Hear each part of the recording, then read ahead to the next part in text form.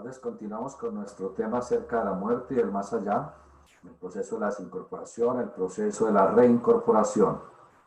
Estamos entonces en ese proceso del renacimiento, de la reincorporación. En el mundo del deseo, los señores del destino dirigen a cada espíritu que va a renacer y le permiten mirar en el pasado, en las diferentes encarnaciones, lo que ha generado como deuda y como merecimiento en esa encarnación que se avecina. Así como pueden mirar los principales sucesos de su futuro, que son los efectos de causas sembradas en vidas anteriores, así también pueden mirar en su pasado, en donde sembró esas causas favorables o adversas que ahora se apresta a recibir. La finalidad de estos hechos es que haga conciencia de la ley cósmica de causa y efecto para que la tendencia al buen obrar logre convertirse en una norma de vida. Después de ofrecerle al espíritu reencarnante la posibilidad de elegir entre diferentes parejas que puedan darle las condiciones que merece, le muestran los sucesos más importantes de la encarnación que se avecina, los cuales son sucesos inevitables. Los principales, los sucesos más importantes, son inevitables.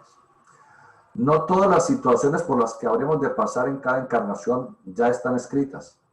Solamente lo que no se puede borrar ni cambiar, que realmente es un pequeño porcentaje. Las demás situaciones las hacemos nosotros mismos, con nuestros actos, pensamientos, sentimientos y emociones, en el diario vivir, a través del libre albedrío, que fue el regalo que nos dio la divinidad.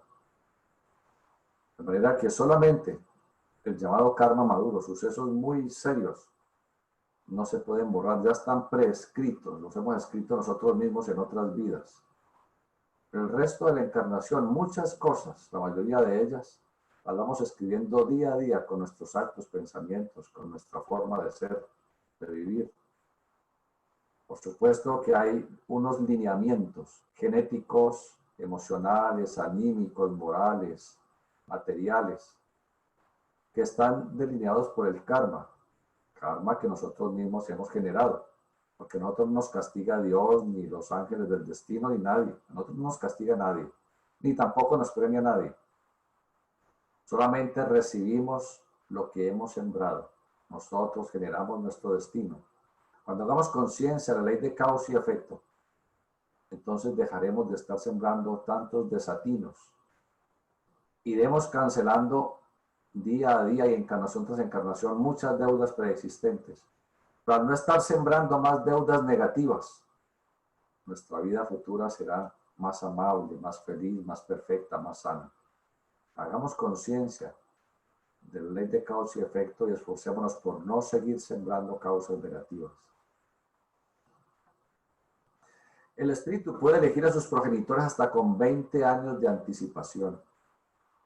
A veces estos progenitores no han nacido, están aún en el mundo del deseo y ya ese ser que va a renacer ya los ha elegido, teniendo que esperar a que renazcan, a que estén en edad fértil que les permita la posibilidad de poder engendrar a ese ser que ya los eligió. Muchas personas dicen, yo no elegí a mis padres. Les dicen los hijos a los papás, yo no los elegí a ustedes. Como son los muchachos siempre, con su bondad. La verdad es que sí, ese muchacho sí los eligió. Fue su espíritu, su ser interno el que tomó la decisión. La mente racional no puede comprenderlo porque no tiene conciencia de los errores cometidos en el pasado, ni de lo que se merecía. Se elige a los progenitores según las necesidades y el merecimiento kármico. Por eso la vitalidad, que es salud, y el cuerpo que una persona se merezca son aspectos proporcionados por los progenitores. Pues cuerpo y vitalidad actúan a través de los genes, que son los facilitadores del karma, y el vehículo de expresión de la voluntad de los señores del destino.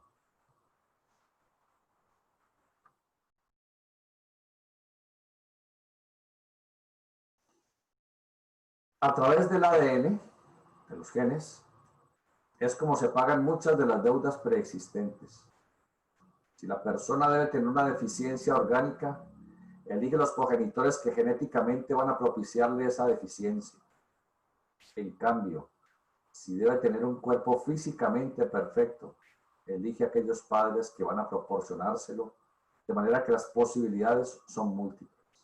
Pues a través de los genes de la herencia, el karma se facilita en todos los aspectos para que paguemos nuestros desatinos, nuestros errores con el cuerpo, con la salud en otras vidas, y ahora traemos debilidades o enfermedades o deficiencias. O en cambio, un cuerpo perfecto, una salud perfecta. Si eso es lo que por ley kármica nos merecemos. Una vez que el espíritu que está por renacer ha elegido a sus futuros progenitores, no puede echar marcha atrás en su elección. Matemática y rigurosamente tiene que seguir esa línea de acción. Cuando llegue el momento cósmico en que deba quedar marcado el destino de esa persona, los señores del destino colocarán el átomo simiente del cuerpo físico de ese ser en uno de los espermatozoides de quien va a ser el papá. Y colocarán los señores del destino el átomo simiente del cuerpo vital que va a tener esa persona que va a renacer en el óvulo de quien va a ser la madre. Aunque el padre y la madre no se hayan unido aún. La fecundación solamente ocurre cuando se encuentran el espermatozoide y el óvulo que tienen los átomos simientes físico y vital del ser que va a renacer. Pero no se puede unir el átomo simiente de Luis, el átomo simiente del cuerpo físico de Luis, que está en un espermatozoide, con el átomo simiente de Juliana, que está en uno de los óvulos. Tienen que ser del mismo ego que va a renacer. El átomo simiente del cuerpo físico de Luis y el átomo simiente del cuerpo vital de Luis.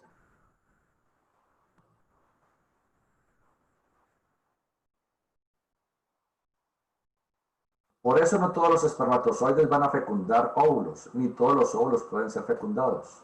Solamente aquellos en donde se han implantado los átomos simientes de la misma persona.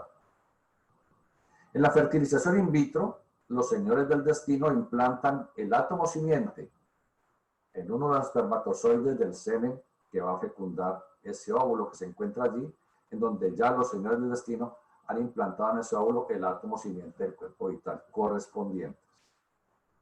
Entonces esto es importante que lo comprendamos para saber todos esos procesos de la reencarnación. Usualmente la fecundación no ocurre simultáneamente con el coito. Puede ocurrir desde poco después, lógico, hasta un máximo de 14 días, según las enseñanzas rosacruces. Según la ciencia, la viabilidad del espermatozoide es de 2 días aproximadamente y la del óvulo de 12 a 24 horas.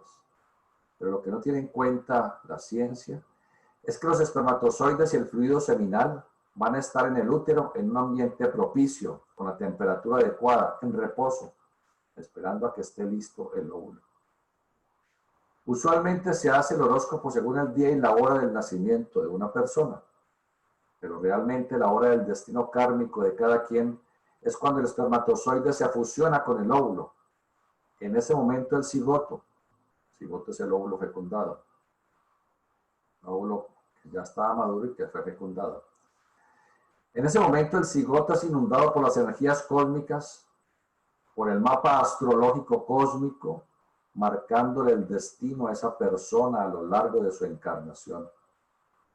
Si se levantara una carta natal en el momento de la fecundación, se podría predecir a la perfección lo que a esa persona le va a pasar día a día, pero se tendría que ser clarividente para ver en qué momento el espermatozoide penetra al óvulo. En la fertilización in vitro sí se sabe el momento exacto porque se está viendo el proceso en un microscopio. Durante ese proceso el científico ve solamente células que se fusionan y que comienzan a reproducirse, formando la mórula, la blástula, la gástula, que son los procesos de ese desarrollo inicial. Durante un periodo que dura entre 18 y 21 días, a partir del momento de la fecundación, el espíritu de la madre, a través de su cuerpo emocional, Trabaja subjetivamente sobre el óvulo fecundado con la ayuda del arquetipo etérico del embrión, permitiendo que las células vayan formando ese organismo. En esos primeros días, la mujer usualmente no se da cuenta de que está embarazada, en esos primeros 18 o 21 días. Pero hacia ese tiempo, 18 o 21 días después de la fecundación, el espíritu reencarnante junto con sus vehículos emocional y mental penetran en ese cigoto, en ese óvulo fecundado. Momento en el que la mujer siente algo, generalmente vomita. Algunas son tan sensibles que se desmayan. En ese instante decimos que la vida se ha crucificado en la materia. La vida, es decir, el espíritu, la rosa de los rosacruces, se ha crucificado en sus diferentes vehículos, mental, emocional, vital y físico. 4 vehículos que forman esa cruz de la materia en la cual la rosa debe encarnar la vida. Acerca de la muerte se han tejido teorías a lo largo de la historia. Unos, las religiones. Otros, los filósofos. Y luego, desde hace siglo y medio, la teoría de los materialistas. Vamos entonces a mirar esas teorías, en qué consisten, a qué corresponden. La teoría materialista dice que vamos de la cuna a la tumba, que al momento de nacer empiezan todos los procesos psicofisiológicos, de los cuales se deriva la posibilidad de pensar, de amar, de adquirir conciencia, pero que al morir concluye todo. Y por lo tanto la conciencia, las experiencias adquiridas y la vida desaparecen. Esa es la teoría materialista. Que la vida comienza cuando está la fecundación y que cuando la persona fallece ya se acabó la vida. Que la vida son células, no es más. Es la teoría racionalista apoyada por la ciencia, pero esta teoría contradice el postulado científico basado en la ley de la conservación de la energía que expresa: nada se crea, nada se destruye, todo se transforma.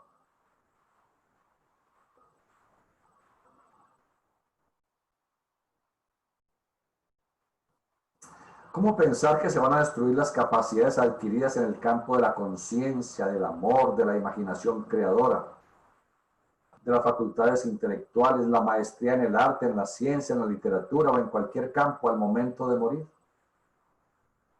¿Realmente se podría perder toda la genialidad relativa que un ser pueda lograr? Y si no se pierde, entonces, ¿a dónde va? ¿Para qué vivimos físicamente una vida que muchas veces es muy corta? La ciencia material no tiene la posibilidad de dar respuesta a estas inquietudes. En la teoría teológica, la religión, especialmente el occidental, dice que Dios insufló en la nariz del hombre aliento de vida y este fue ánima viviente. Está en Génesis 2:7. Que el espíritu solamente viene a la existencia al momento del nacimiento, que allí surge el espíritu al momento de nacer, y que después de la muerte, según sus actos, irá por toda la eternidad a un cielo o a un infierno hipotéticos. Y si no lo bautizaron, peor, a un limbo del que no se sabe nada. Es decir, que si algún ser humano es, digámoslo, malo, perverso, entonces el diablo, el demonio, Satanás se los lleva para las llamas eternas del infierno. Esta teoría afirma además que se salvarán 144,000. Según dice en Apocalipsis 7, versículos 3 y 4.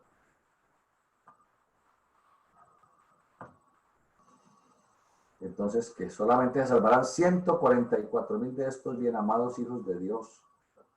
Puede caber en nuestra imaginación, en nuestra sensibilidad, y en nuestra comprensión, en nuestra inteligencia, en nuestra conciencia, que de los miles de millones de chispas divinas que Dios, la divinidad, emana de sí y dentro de sí, la vida que alienta en nosotros, Solo 144.000 se salvarán. Y los demás que se vayan al fuego eterno del infierno. ¿Habrá realmente perfección en ese plan divino? Si Satanás le pudiera ganar almas a Dios, Dios no sería Dios. Y si Dios permitiera que solo 144.000 se salvaran y el resto de sus hijos queden condenados, tampoco sería Dios. Según la teología, todas las cosas suceden para que la voluntad divina se pueda cumplir en nosotros, dicen los clérigos. Siendo esta la razón, según ellos, por la cual algunas pocas personas son ricas, bellas, felices, sanas, generalmente con mucho más de lo que necesitan para satisfacer sus necesidades, mientras que la inmensa mayoría de la humanidad es pobre, fea, huraña, enferma, miserable y triste. Podremos hablar de justicia divina al enviar a unos muy pocos a ser felices y a la mayoría a sufrir. Ese no puede ser un plan divino, porque no es coherente, ni bondadoso, ni amoroso, ni lógico. Perdón, un momento, por favor.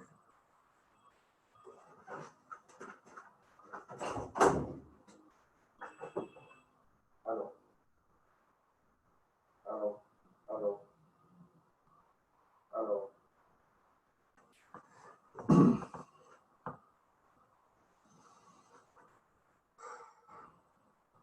Repito, ese no puede ser un plan divino, porque no es coherente, ni bondadoso, ni amoroso, ni lógico. Pero hay más. Si un niño fallece sin que lo bauticen, entonces se va para el limbo, un lugar que nadie sabe dónde queda, ni para qué sirve. Pero definitivamente el niño no bautizado no queda, según ellos, ni para Dios, ni para el diablo.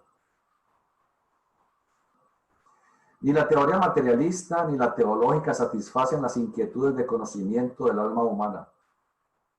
Como decía Amado Nervo al expresar que el alma es como un cáliz que solo lo llena la eternidad. Llega el momento en el que empezamos a inquirir, ¿quién soy realmente? ¿De dónde vengo? ¿Qué estoy haciendo aquí? ¿Para dónde voy? ¿Cuál es mi misión en esta vida? ¿Únicamente vine aquí a sufrir y nada más que dar tumbos? ¿Solamente estoy aquí para comer, dormir y cohabitar? ¿Es realmente un plan divino, un plan cósmico? Voy a vivir aquí 20, 30, 50, quizás 90 años y se acabó todo después de sufrir o de gozar mucho según lo que relativamente pueda suceder. Esa sería la teoría teológica, que no da respuestas al sinnúmero de inquietudes que todos tenemos a lo largo de la existencia. Ahora tenemos la teoría renacentista, la teoría esotérica, la teoría espiritualista. Esta teoría explica que en el principio la divinidad emanó dentro de sí, no fuera de sí, no sacó de sí fuera, sino dentro de sí, porque la divinidad lo es todo. El universo, el espacio, el tiempo, todo, lo es todo. La divinidad emanó dentro de sí una inmensa cantidad de chispas divinas o espíritus, que como parte de la gran llama, tienen en sí la esencia misma de la divinidad y por consiguiente la posibilidad de convertirse cada una en una gran llama a través de miles de millones de años de evolución dentro de la forma. En ese proceso de la evolución, la chispa divina va desarrollando todas las cualidades cósmicas que tiene latentes en sí misma mediante el esforzamiento permanente. Si no tuviéramos esas posibilidades, ¿de dónde surgiría la maestría, la sabiduría, la genialidad de los prohombres de todas las razas?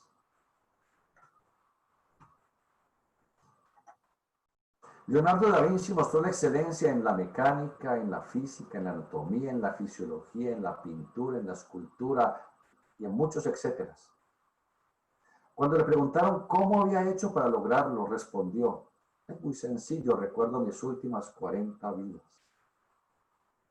Obviamente tiene un estado de conciencia superior había logrado a través de su evolución desarrollar algo de esas cualidades infinitas que el ser humano tiene latentes. Debemos saber que a través del tiempo, en encarnaciones sucesivas, podemos ir desarrollando cualidades ingentes. El destino del ser humano no es el de gozar ni el de sufrir. Aquí no vinimos a gozar ni a sufrir a este mundo denso. Vinimos a adquirir experiencia, a deducir conciencia, a deducir amor, a evolucionar. A eso fue que vinimos. La felicidad y la tristeza son el resultado de nuestros actos, pero no es la finalidad de la evolución ni de la encarnación. Lo que se logra, esa experiencia, es gracias a la evolución. Por eso esta teoría renacentista de reincorporación, de reencarnación, enseña que vamos progresivamente de lo bueno a lo mejor a lo óptimo, de lo óptimo a lo superior, siempre en perfeccionamiento progresivo, pero que no podemos hacerlo en 20, 50, 80 o 90 años, es decir, en una sola encarnación. No podemos llegar a la maestría, a la perfección, en todo lo que sea posible en una sola vida. Reencarnamos aproximadamente cada 1200 años, un promedio de 1000 a 1500. Y por lo general, alternadamente, una encarnación como varón, otra como mujer. Nuestro espíritu tiene las dos polaridades, es andrógino, no es hermafrodita. El hermafroditismo es físico, fisiológico. El androginismo es espiritual. Nuestro espíritu es andrógino, es decir, tiene en sí la semilla divina de lo masculino y de lo femenino, con la posibilidad de manifestarse como mujer o como varón, según sean las necesidades evolutivas en un momento determinado. El esoterista va comprobando estos conocimientos a través de la facultad de clarividente, que forma parte de las cualidades inherentes que todos tenemos y que iremos deduciendo. Al investigar con la facultad clarividente se observa en los planos suprafísicos aquellos seres que están prestos a renacer, a reencarnar, mirando clarividentemente. Asimismo se observa lo que pasa después del momento del fallecimiento, con aquellos seres llamados muertos. Muchas personas dicen, la muerte es un misterio tan insondable que nadie ha regresado para contarlo. Son demasiados los que han regresado a través de encarnaciones sucesivas y ahora recuerdan sus vidas anteriores y lo que pasa en planos suprafísicos. Otros que también han fallecido clínicamente, y eso ya está documentado científicamente demasiado, narran acerca de ese llamado más allá. Otros tienen la capacidad de desligarse conscientemente de su cuerpo en los momentos de sueño profundo, pasar conscientemente a aquellos planos, hablar con los llamados muertos, conocer el misterio de la muerte y regresar a la conciencia vigílica para entregarnos estos conocimientos. Es lo que hacen los iniciados. La ciencia pues ha encontrado muchas de esas narraciones en los llamados fallecimientos clínicos o experiencias de línea mortal, en las cuales la persona clínicamente está muerta, pero por alguna razón que los médicos no entienden, regresan al cuerpo y cuentan esas experiencias. Muchas personas que han pasado por la llamada muerte clínica o línea mortal, es decir, que han tenido cesación de sus funciones vitales durante algunos minutos, incluso hasta media hora, al ser revividos y regresar a su cuerpo, narran que fueron saliendo por una especie de túnel y que al final se veía una gran luz. Al emerger de esa gran luz se encontraron generalmente con sus seres queridos, es decir, parientes o amigos que habían fallecido tiempo atrás. Dicen además que sentían una inmensa paz que los embargaba y que no tenían dolor, miedo ni tristeza, ni tampoco deseo de volver a su cuerpo, en el cual estaban sufriendo demasiado. Al fallecer, nos enfrentamos a la gran luz del mundo del deseo, quedando los primeros días deslumbrados sin saber en dónde estamos ni qué ha pasado. El mundo del deseo, el mundo astral, para que tengamos una analogía, comprender un poco, es tan luminoso que un día soleado, sin nubes, completamente soleado a mediodía, que es tan luminoso, estando a la intemperie, es opaco, es oscuro en relación con la luminosidad del mundo del deseo. La diferencia es que aquí el sol nos deslumbra, la luz física nos deslumbra, allá esa luz de ese mundo no nos deslumbra. Pero para que entendamos cómo es de luminoso ese plano, ese mundo.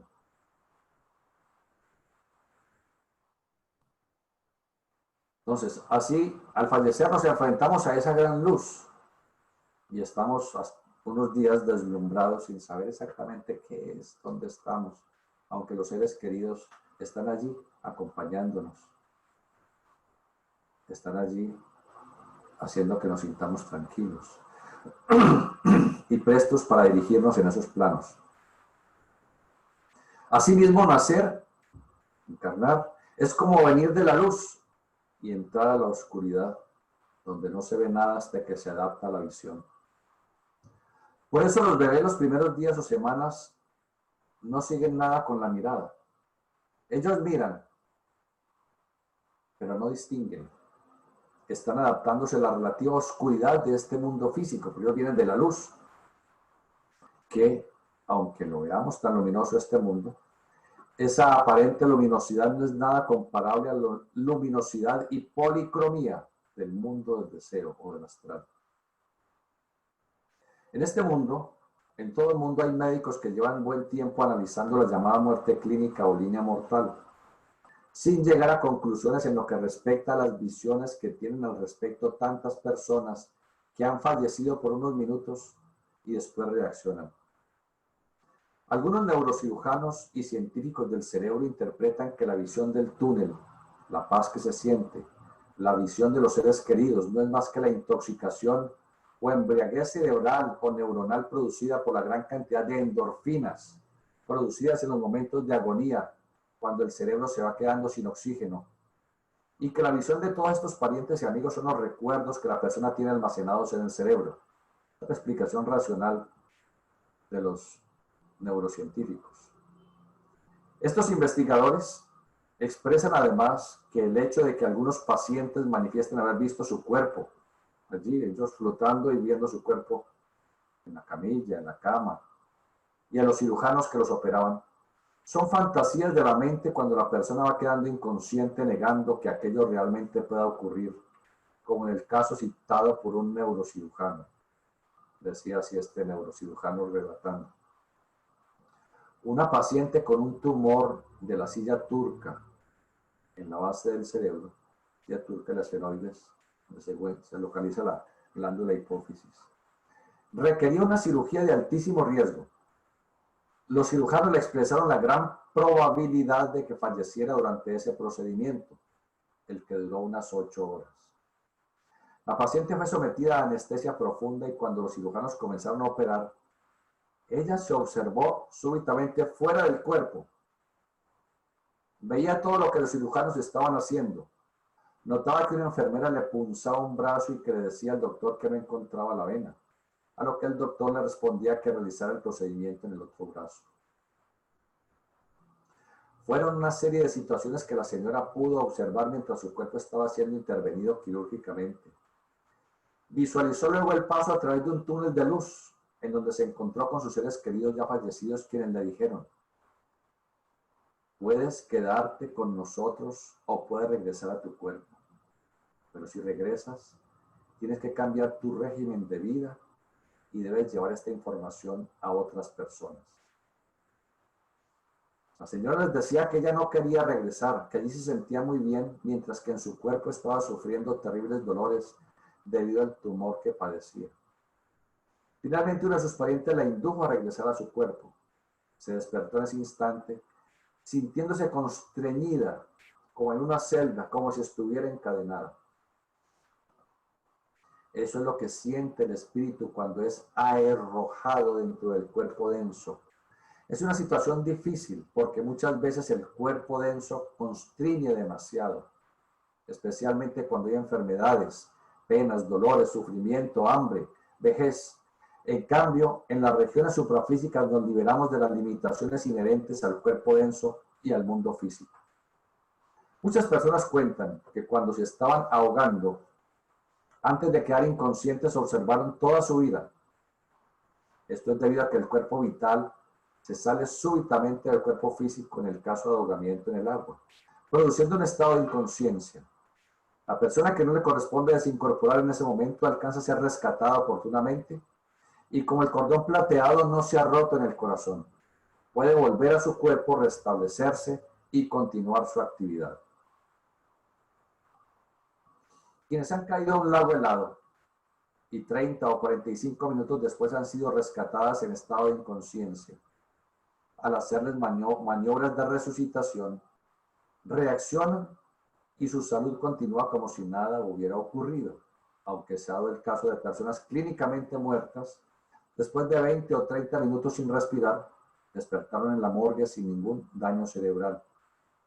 En la mayoría de los casos, cuando al cerebro le falta la producción de oxígeno durante más de 4 minutos, entra en hipoxia y suele haber muerte cerebral. Son una serie de interrogantes que la ciencia se hace sin explicarse plenamente qué es lo que sucede. El hecho de que una persona reaccione y vuelva a su cuerpo sin daño cerebral, mientras que otras no reaccionen o queden con daño cerebral por hipoxia, depende de las deudas kármicas que cada uno traiga. Hay prácticas yógicas o yogísticas que permiten detener el corazón en un momento determinado. Pero hacerlas cuando una persona está muy enferma sería suicidio, porque puede romperse el cordón plateado y la persona no podría regresar a su cuerpo. Los yogis y los iniciados se entrenan en estas prácticas estando en perfecto estado de salud, de manera que el día que les corresponde fallecer, se retiran conscientemente de su cuerpo sin tener que esperar los 3 días de inconsciencia por los cuales se debe pasar durante el estado post-mortem.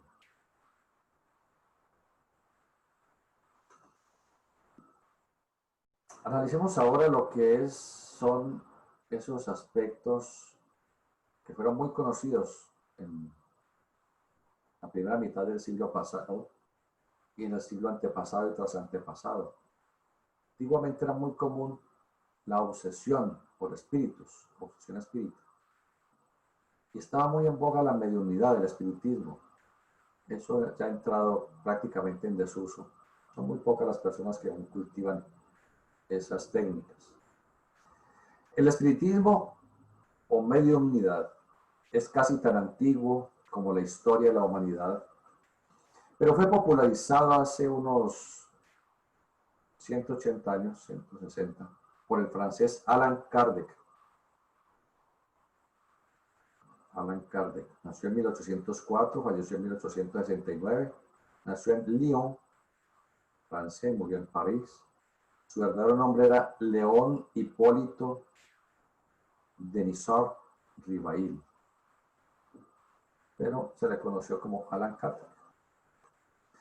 El espiritismo a finales del siglo XIX ayudó para que la racionalista sociedad europea, que en ese momento estaba comenzando la investigación científica, empezara a interesarse en lo espiritual y a considerar que podía haber otras realidades. En épocas remotas, cuando un ser de evolución que ejercía la labor de guía y sacerdote les llegaba el momento en que físicamente tenía que fallecer, desincorporar, enseñaba a algunas de las personas más sensitivas de su colectividad o de su pueblo el estado pasivo necesario para convertirse en un medium, continuando la instrucción mientras alguno se preparaba y lograba llegar a ser instructor. Entonces, cuando no lograba que alguien se preparara en ese campo interno que él tenía, entonces la manera que quedaba era preparaba a alguno o algunos de sus discípulos o las personas más sensibles para que fueran medium espíritas, para él apropiarse temporariamente de ese cuerpo después de que él falleciera y poder seguir instruyendo mientras por fin alguien llegaba a la estatura interna espiritual y pudiera ya continuar esa labor sin que existiera ese proceso del medium. Así fue como surgió este conocimiento del espiritismo, que cumplió su finalidad cuando fue necesario en el pasado, pero que en la actualidad ya no debe cultivarse más. Generalmente los medium pueden usar sus facultades psíquicas muy ocasionalmente. No tienen control permanente sobre ellas, pues han sido desarrolladas en forma negativa, es decir, en forma involuntaria. Mientras que el clarividente voluntario suele ser un esoterista ejercitado que las utiliza en el momento que lo desea. Cuando una persona se torna pasiva, como en el caso del medium de espiritismo, el espíritu de ese medium sale de su cuerpo físico y vital, sale envuelto en sus cuerpos mental y emocional, abandonando temporalmente sus cuerpos físico y vital. En ese instante, otro espíritu ya desincorporado, es decir, alguien que ya falleció físicamente, pero que aún conserva, por supuesto, sus cuerpos mental y emocional, y que está muy apegado a este mundo denso y no ha podido seguir su sendero evolutivo hacia la luz, toma contacto con la médula oblonga del medium, en la base del cráneo, dirigiendo desde allí los cuerpos físico y vital ajenos. Si la separación de los vehículos se hace voluntariamente, se habla de mediunidad. Si el proceso es independiente de la voluntad del afectado, se presenta la obsesión. Allí tenemos dos procesos, mediunidad y obsesión. En la mediunidad, el medium voluntariamente se sale del cuerpo, dejando sus cuerpos físico y vital a disposición de quien llegue.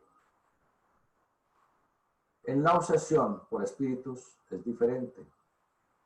Son personas que ellos no se salen voluntariamente de su cuerpo, sino involuntariamente. Es porque en otras vidas fueron medium espíritas. En esta vida ya no pueden controlar ese proceso. Entonces constantemente están siendo obsesados por espíritus desincorporados. Como les digo, esto ya no sé, en este siglo no lo he observado. La última obsesión que observé fue quizás hace unos 30 años, finalizando el siglo XX. Y medium espíritas, aunque he ido a sesiones de espiritismo, no he encontrado realmente gente honesta que sepa de eso. Y uno debe evitar esos sitios. Yo lo hice como método de investigación solamente. Por lo general, los asistentes a las reuniones espíritas creen que en el medium se incorpora la Virgen María, el Señor Jesús, algún sabio, un maestro de luz, algún santo o seres muy avanzados de otras partes del universo. Que se metió en ese cuerpo, se metió un pleyadiano, que se metió un siriano, que llegó alguien de la constelación de Orión. Esas cosas no se dan, no son fantasías. Quienes llegan a esas reuniones son espíritus de cualquier categoría que están viendo y escuchando psíquicamente a los presentes.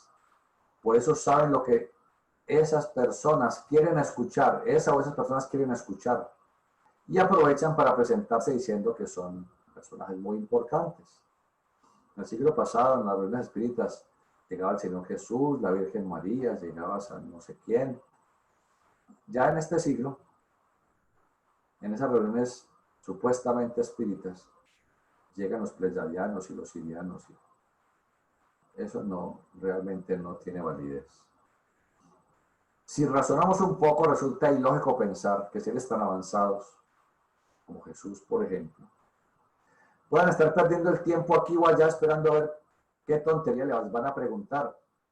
Que si me quiere mi novio, que si me va a ganar la lotería, etc. Otras veces son atraídos los cascarones astrales, es decir, los cuerpos emocionales desechados en el mundo del deseo por espíritus desincorporados al pasar al mundo del pensamiento. Estos cascarones vacíos, sin alma, sin espíritu, conservan algo de memoria de los hechos acaecidos. Por lo tanto, pueden decirle a los familiares, yo soy fulano de tal, e hice tal o cual cosa. Pero realmente no es su ser querido. Es solamente el vestido desechado por aquel en el mundo del deseo. El espiritismo no es la vía para comunicarlos con los seres queridos ya desincorporados. Existen dos formas de tomar contacto con ellos. Una, cuando nos desplazamos de nuestro cuerpo denso durante el sueño. Entonces los vemos, hablamos y compartimos con ellos, los seres queridos fallecidos, siendo momentos de inmensa felicidad, tal como realmente muchos lo han sentido y lo sienten y lo podrán sentir. La otra forma es a través de estados profundos de relajación y de meditación, imaginándolos, viéndolos con la vista mental. De esta forma se va viendo un canal espiritual que permite tomar contacto telepático con nuestros seres queridos fallecidos. Muchas personas piensan que por el hecho de que alguien fallezca ya puede hacer milagros.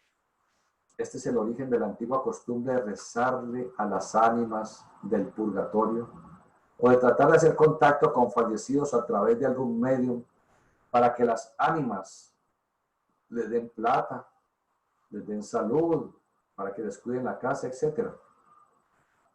El hecho de fallecer físicamente y pasar a los mundos espirituales no hace a la persona más pura, más santa, más perfecta o más sabia. El espíritu evolucionante sigue siendo exactamente igual a como era en vida. Así como la naturaleza no da saltos, pues físicamente la evolución se demora millones de años. Nuestro espíritu interno tampoco puede convertirse en un ser divinizado y perfecto de la noche a la mañana por el solo hecho de fallecer. El perfeccionamiento es lento proceso que requiere miles y miles de reincorporaciones para ir desarrollando todas las aptitudes, cualidades y capacidades que tenemos latentes. Quien ya las tiene desarrolladas es porque las ha trabajado en esta o en anteriores vidas y se las merece. Existe otro tipo de mediumnidad que se conoce como escritura automática. Estar en estado pasivo, relajar el brazo hasta que alguna entidad tome posesión de ese brazo y entonces empiece a escribir. Entonces, con un lápiz sobre una hoja en blanco, deja para que su brazo sea utilizado o manipulado por alguna entidad desincorporada que empieza a escribir con ese brazo ajeno. Esta es una forma de mediunidad en la que solamente se utiliza el brazo, pero no debemos permitir siquiera que un brazo pueda ser tomado por un espíritu obsesante. Siempre debemos ser dueños de nuestros vehículos en todo momento. Otro proceso es la tabla Ouija. La Ouija. La persona también se torna pasiva y permite, en algunos casos, que algún espíritu desincorporado o alguna entidad elemental muevan su mano, dirigiendo el ojo lector sobre la tablilla. Esto también es mediunidad y no se debe realizar. Es peligroso estar bajo la acción de las entidades obsesantes del mundo del deseo, porque podrían llegar a usurpar el cuerpo físico dejando a su dueño afuera y sin poderlo recuperar. No nos debemos meter con nada de lo que tenga que ver con ese submundo del astral, porque los seres de luz, ellos no están allí para juegos de ouijas, ni para preguntas tontas. Los seres de luz están muy ocupados en todas las labores que hay que realizar en esos mundos. Los que están allí en su mundo astral, en las partes más bajas, sí están allí listos a ver qué iluso les puede prestar sus vehículos físico y vital para adueñarse de ellos, o para drenarles vitalidad y energía astral, para ellos subsistir más en esos planos, haciendo de las suyas. De manera que no nos metamos en esas cosas. O podríamos, en otros casos, convertirnos en medium de elementales. Los elementales no son seres humanos, son otra evolución aparte de la humana, la evolución de los elementales. Y no todos los elementales son buenos, bondadosos, luminosos. No, hay muchísimos, como en todo. Hay muchísimos elementales perversos, pérfidos, malos. Y ellos aprovechan que alguien está abriendo un canal hacia esa región donde ellos habitan. Entonces ellos son los responsables de que se muevan las mesas y de que haya golpes en las puertas y en las ventanas y que las cosas vuelen por los aires y se estrellen los platos en la cocina. Estos no son desincorporados, No son demonios tampoco como nos muestran en las películas, en los documentales de televisión. No, son elementales. Los elementales no tienen un espíritu interno como nosotros, ni tienen una mente como nosotros. Ellos tienen un estado, en ese estado de inconsciencia infantil, ese que tienen los niños, así son los elementales. Ellos son traviesos. Si se les da la oportunidad de ser traviesos, ellos lo son, pero no lo hacen por maldad realmente.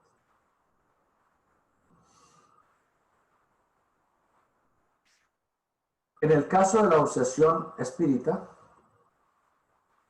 los vehículos inferiores, físico y vital, de ese obsesado, son tomados por el espíritu ya desincorporado de alguien que falleció, quien los usa abusivamente. Y en algunos casos no solo toman el cuerpo prestado ocasionalmente, sino que llegan a conservarlo permanentemente. La persona obsesa se ve físicamente como siempre ha sido, pero habla, actúa y piensa totalmente diferente. Para la psiquiatría sería un caso de esquizofrenia, sin respuesta a ningún tratamiento psicológico ni psicofarmacológico. Estas personas no cambian a no ser que el espíritu obsesante se vea forzado a abandonar el cuerpo físico que tiene poseído.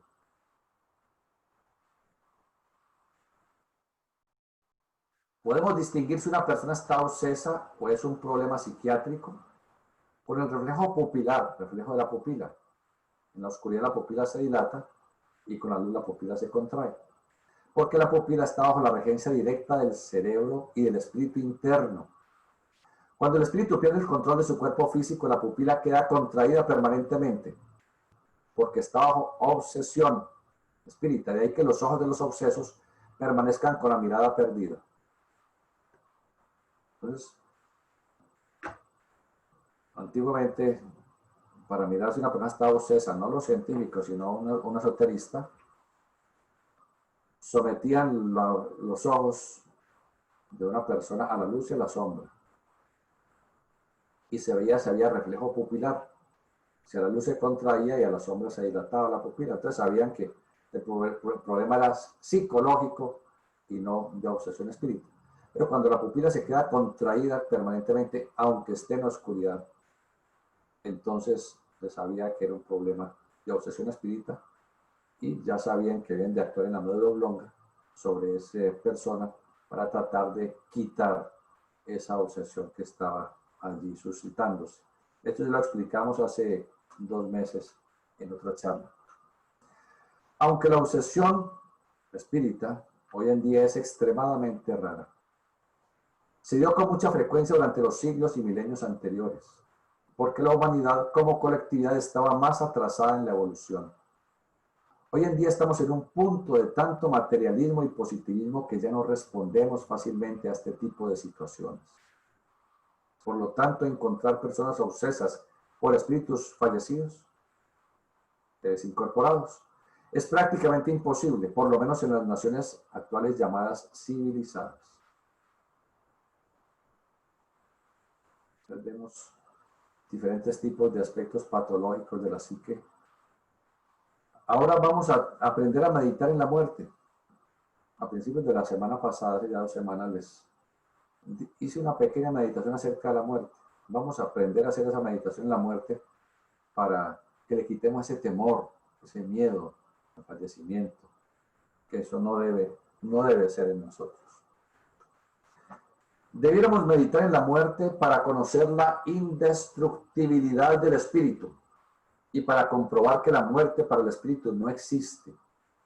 Para ello, sentados o acostados cómodamente con los ojos cerrados, y los invito, los que quieran hacer la práctica, pueden allí sentaditos tranquilos, cierran sus ojos para tratar de concentrarse o dejarse guiar con su imaginación en lo que les vamos a narrar.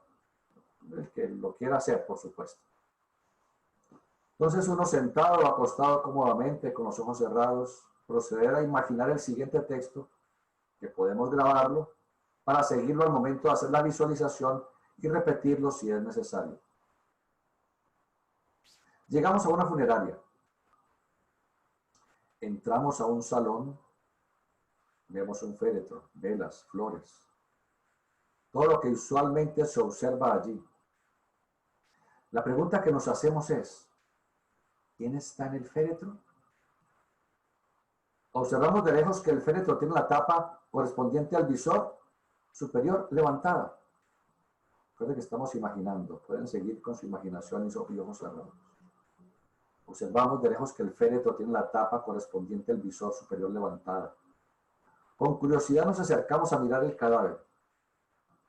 Y, oh sorpresa, me veo a mí mismo, pero no puedo ser yo porque yo estoy aquí de pie, mirando.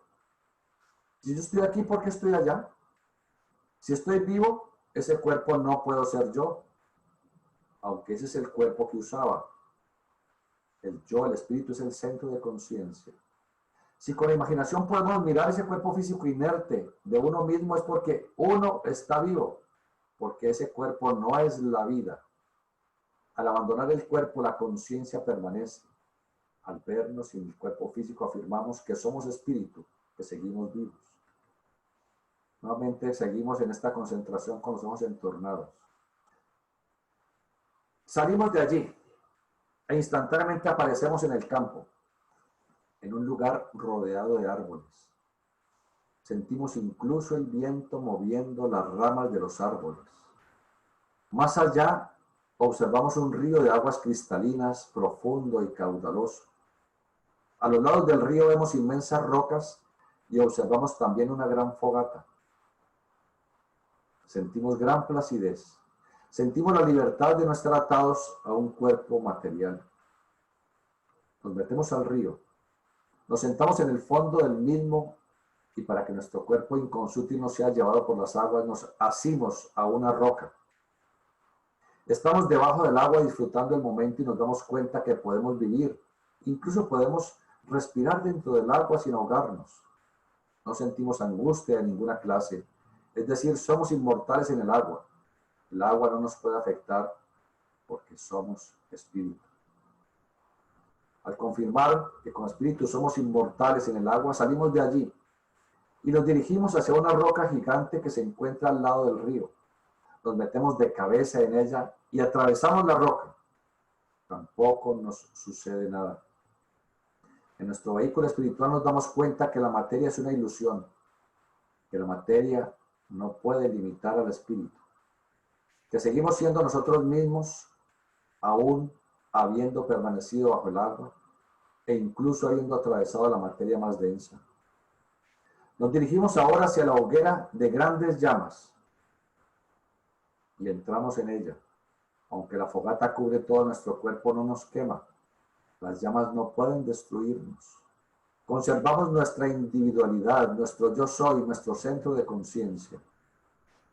Salimos de ese fuego y nos elevamos con facilidad por el aire porque somos inconsútiles. Atravesamos las ramas de los árboles e incluso podemos meternos dentro de un árbol gigantesco de grueso tronco y seguir existiendo. Sentimos la vida del árbol, la circulación de la savia y la actividad de los millones de células de sus tejidos. Reflexionando me digo, si puedo estar debajo del agua sin ahogarme, si puedo atravesar las rocas sin hacerme daño, si puedo estar en el fuego y no quemarme, si puedo flotar en el aire sin riesgo de caerme, como espíritu soy indestructible. Sigo siendo yo mismo. Soy un ser inmortal. Aunque abandone mi cuerpo físico, nada me puede destruir. Luego veo cómo en ese cuerpo abandonado, la vida de los microorganismos empieza a liberar los elementos constitutivos de la naturaleza, de manera que tampoco ese cuerpo está muerto. Yo no soy la materia. El cuerpo es solo el vestido que uso para adquirir experiencia. Yo no soy emoción. Las emociones son solamente momentos que tengo en mi vida, porque mi espíritu en sí mismo no desea nada. Mi espíritu solamente necesita aquello absolutamente indispensable en cada mundo, en cada plano, en cada cuerpo.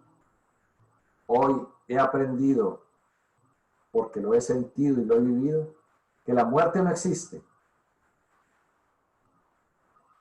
que yo soy vida siempre y por siempre. Esa es nuestra vida interior. Somos perfectos, nada nos daña, nada nos puede pasar. Perdámosle el temor a la muerte. Dejemos ir a nuestros seres queridos con la mayor paz, con el mayor cariño posible enviémosles amor para que puedan seguir su camino y ellos lo agradecerán por siempre. Muy bien, si tienen preguntas, comentarios que hacer, pueden escribirlas en el chat. Hasta donde nos sea posible, con mucho gusto trataremos de solucionarlas. Muchas gracias, hermano. Con mucho gusto. Bueno, aquí hay 3 preguntitas. La primera es del hermano Héctor Fabio, que pregunta si el acto de decidir quiénes serán o escoger los progenitores es una decisión concertada entre los futuros padres y el hijo o es una decisión unilateral. Es una decisión exclusiva del hijo, exclusiva. ¿Qué otra cosa? La hermana Mónica Muñoz pregunta, hermano Iván, entonces cuando los medium dicen que pueden ver el cuerpo y escuchar las palabras de un adepto, por ejemplo Jesús, y dicen que el adepto no está dentro de ellos, ¿eso también es resultado de otros seres suplantando a los adeptos? Sí, o son, lo que generalmente ocurre, como les expliqué, son suplantaciones de espíritus que ellos escuchan y miran las cosas. ¿Qué es lo que esta gente quiere saber? ¿A quién quieren ver? Ah, Jesús. Ah, bueno, entonces se presentan. Yo soy Jesús, hijitos amados. Eso ocurre unas veces y otras veces, que es muy común, los medios son charlatanes, son un poco de mentirosos. Los adeptos no se prestan jamás a esas situaciones tan ordinarias. ¿Qué otra cosa? La hermana Licerón dice, buenas tardes, doctor Iván. ¿Es tan amable de explicar la importancia del bautismo en los niños? Gracias.